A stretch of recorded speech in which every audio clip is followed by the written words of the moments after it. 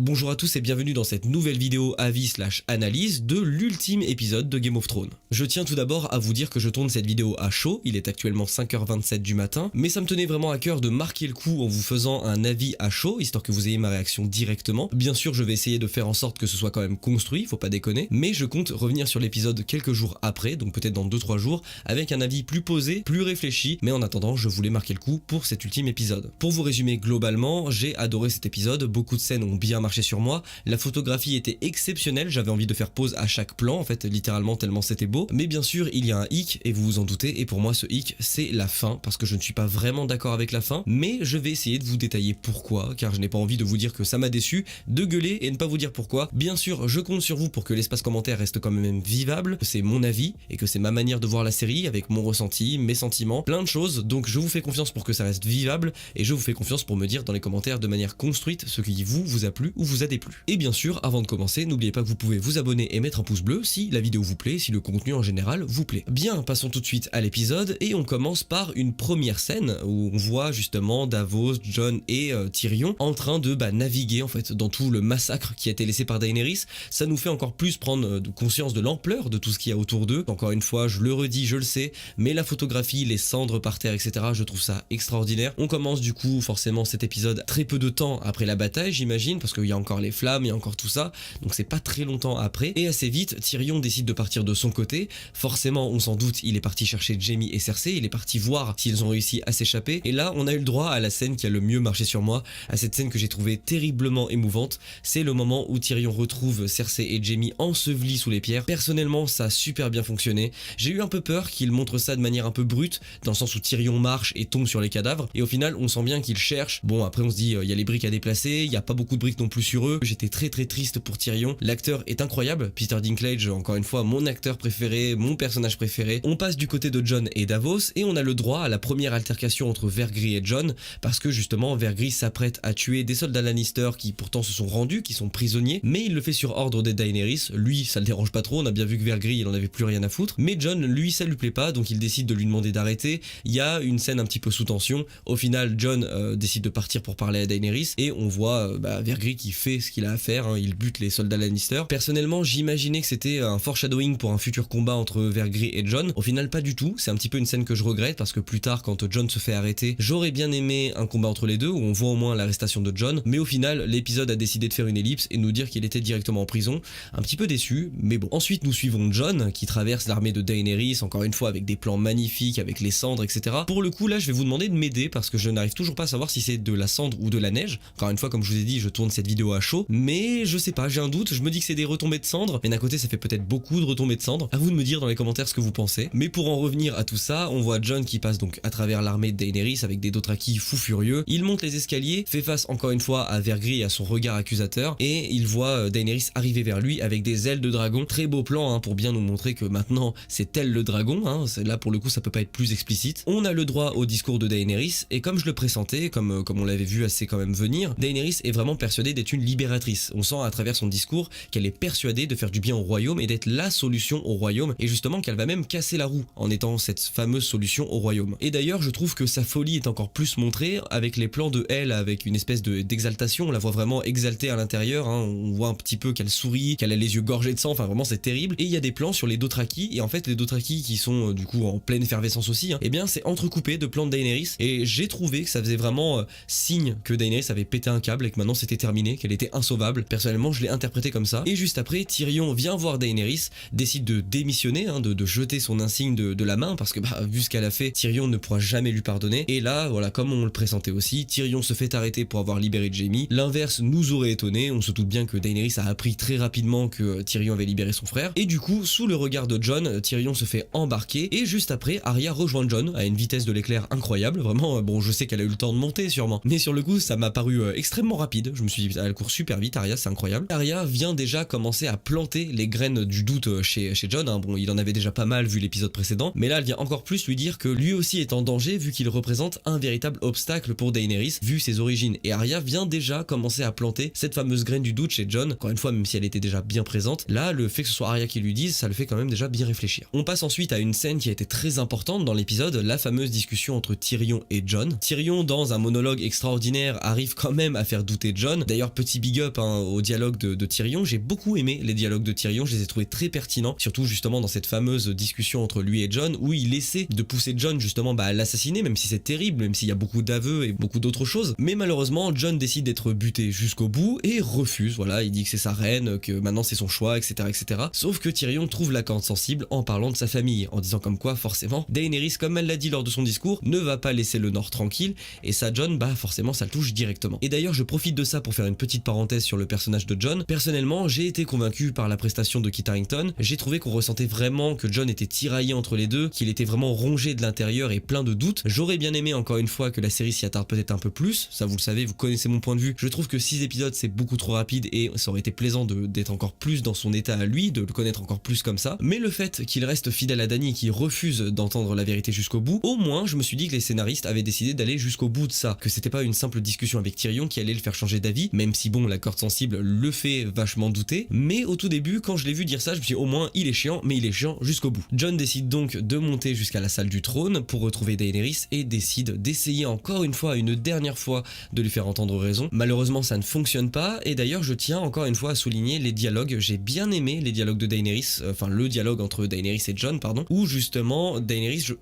j'ai l'impression qu'on ressent vraiment pour la première fois à quel point elle est persuadée d'être ce qu'elle est, à quel point c'est bien de faire ce qu'elle fait, et que justement elle est tellement amoureuse qu'elle veut encore une fois pousser Jon vers elle. J'ai trouvé ça convaincant, mais sauf que forcément vous en doutez bien, Jon ne peut pas laisser passer ça, et dans un dernier baiser où enfin il se lâche, où il livre son amour, il décide de tuer Daenerys d'un seul coup, une dague en plein cœur. Et là forcément deux camps vont s'opposer, les gens qui trouvent que la mort de Daenerys est beaucoup trop rapide, et les gens qui, un peu comme moi, se sont fait à l'idée que de toute façon la série était assez rushée. Personnellement j'ai conscience que c'est sûrement trop rapide, je le sais, mais à force de voir la série rusher certaines choses, même si là c'est un personnage principal, et bien je m'y suis fait, je me suis dit que de toute façon il fallait qu'elle meure. J'ai trouvé la scène de mort très jolie, surtout ensuite avec Drogon qui déboule, qui défonce le trône, hein, qui le fait fondre littéralement comme un vrai symbole, ça aussi ça m'a fait très plaisir, et ensuite il s'en va avec le corps de Daenerys, on ne sait où, on ne sait toujours pas où, même à la fin de l'épisode. Bref, tout ça pour dire que moi la scène a bien fonctionné, j'ai trouvé les dialogues très bons, j'ai trouvé l'ambiance, la photographie très bonne aussi, les acteurs très convaincants, mais j'ai conscience que c'est sûrement un petit peu rushé pour certaines personnes, mais enfin voilà. Arrive donc l'ellipse de l'épisode, la fameuse ellipse où on voit les Immaculés venir chercher Tyrion, et on devine l'ellipse avec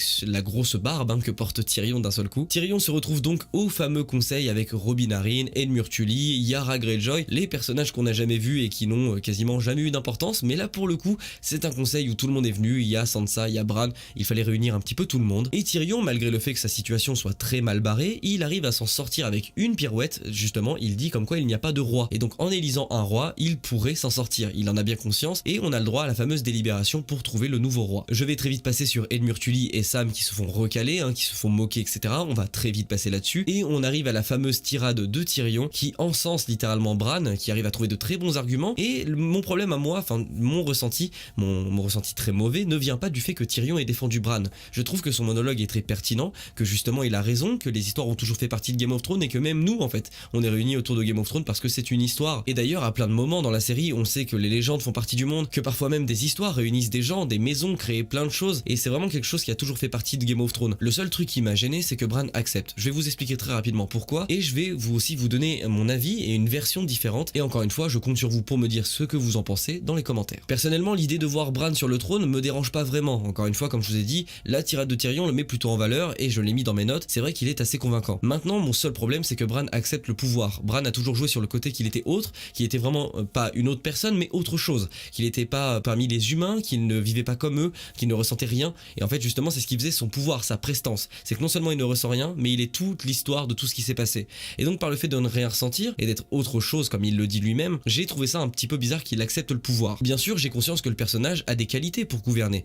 mais j'aurais préféré que ça se passe autrement. Pas un Bran qui sort une phrase en disant à ton avis qu'est-ce que je fais ici, à ton avis pourquoi j'ai fait tout ce chemin. Pour moi cette phrase elle a un double sens. Alors soit on peut la prendre dans le sens juste du trajet qu'il a fait, c'est-à-dire qu'il est venu de Winterfell à Port-Réal et qu'en soi il a rien à faire là, et donc s'il a fait le chemin c'est pour quelque chose, ou est-ce que c'est un chemin plus spirituel, on parle vraiment de son intrigue, et là ça remet beaucoup de choses en question. Car si Bran fait référence à toute son intrigue, à tout ce qu'il a vécu, là la question se pose vraiment de est-ce que Bran a tout manigancé, et si Bran a tout manigancé pour terminer sur le trône parce qu'il savait que c'était la personne qui devait être sur le trône, ça cause énormément de problèmes. Bran normalement n'a aucun intérêt politique, n'a aucun intérêt à gérer des pions, et donc pourquoi est-ce qu'il aurait fait ça? Même si la finalité est la même, la corneille à trois yeux n'a jamais été destinée à gouverner. Est-ce que ça veut dire que Bran a quand même un côté humain et donc il le sait et il veut profiter de ses pouvoirs pour monter sur le trône? Je n'en sais rien, mais si vraiment on parle de ce côté-là là, si vraiment sa phrase fait référence à toute son intrigue, je ne suis vraiment pas d'accord sur le fait que Bran accepte et dise ça pour être sur le trône. Maintenant, encore une fois, s'il fait référence juste au chemin de Winterfell jusqu'à Port-Réal, un petit peu en mode humour, ironie pour Tyrion, là, à la rigueur, ça adoucit déjà pas mal la chose, même si je ne suis toujours pas d'accord avec Bran sur le trône, pour le coup, ça passe déjà un petit peu mieux. Maintenant, je vais vous proposer ma version, très rapide bien sûr, parce que je ne veux pas que la vidéo dure très longtemps, mais je vais vous proposer un scénario que moi, personnellement, j'aurais préféré. Bien sûr, ça n'engage que moi, je ne dis pas que les scénaristes ont fait de la merde, que la série aurait dû faire ça, juste, c'est moi, personnellement, ce que j'aurais aimé voir, et je vous laisse me dire ce que vous en pensez. J'aurais aimé que Edmure Tully prenne la même tollée qu'il a pris et qu'il se fasse très vite remballer, mais j'aurais aimé que la tirade de Tyrion arrive à ce moment-là,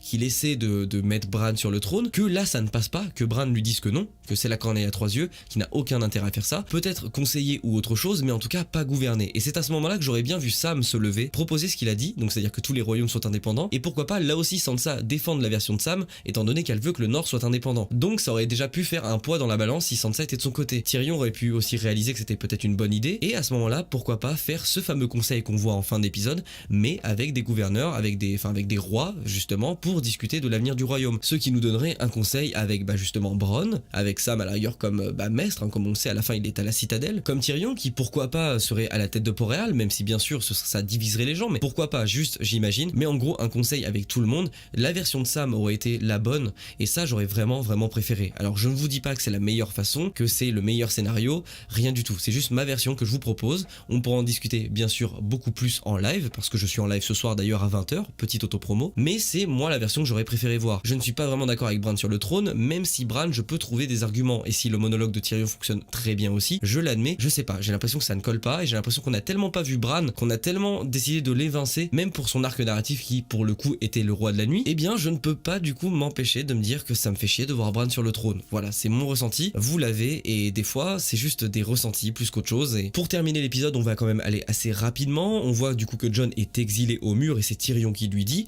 donc une fameuse boucle hein, pour Jon qui retourne au mur. Les au revoir avec la famille Stark sont quand même très sympas, ils sont très touchants, ça fonctionne très bien. On apprend aussi que du coup Arya va partir, ça on l'imagine depuis le début hein, qu'elle souhaitait explorer, on voyait pas d'autre fin pour Arya. On a aussi une scène où on voit Brienne écrire les hauts faits de Jaime, j'ai trouvé ça très touchant, encore une fois l'actrice est très forte, on ressent toute la passion, enfin toute la tristesse qu'elle a quand elle écrit ça, et c'est vrai que pour le coup la scène marche très bien. On assiste au premier conseil avec justement Tyrion, Bronn aussi qui est présent, Sam, on assiste à ce premier conseil, c'est une scène qui est quand même assez légère, et après on a le droit au fameux plan de fin. On voit Jon arriver au mur attendu par Tormund, aussi on le voit partir dans le nord avec Tormund, on le voit partir du coup beaucoup plus loin, donc avec les sauvageons, et d'ailleurs je suis enfin content parce qu'on a eu notre câlin avec Ghost, je suis très content, voilà je viens juste de m'en rappeler, donc je voulais juste le dire dans la vidéo, je suis très content qu'il ait enfin fait un câlin à Ghost, ça me fait vraiment plaisir. Donc Jon s'en va et après on a le droit à un mix de plans, on voit Sansa en train de marcher, Arya en train de marcher, Jon aussi, il y a un parallèle fait entre les Stark, la série se termine avec les Stark, avec le couronnement